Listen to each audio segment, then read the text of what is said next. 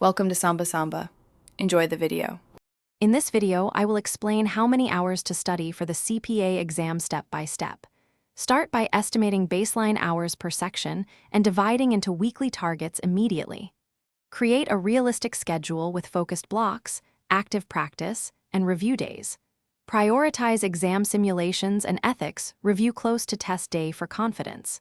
Use timers, a study log, and periodic reassessment to refine your plan and avoid burnout while improving retention.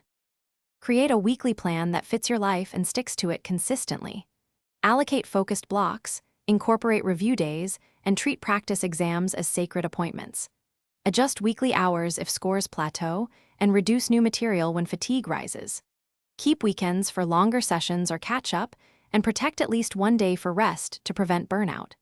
Consistent small wins beat sporadic marathon cram sessions for long-term memory. If this video is helping you, please subscribe and like so I can make more helpful study guides.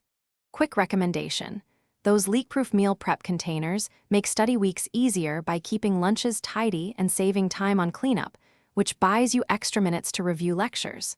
They fit well in backpacks and simplify meal planning during intense study blocks. Check the description for the link and other deals. Now let's get back to the video. Adopt study methods that maximize retention and efficiency for CPA content.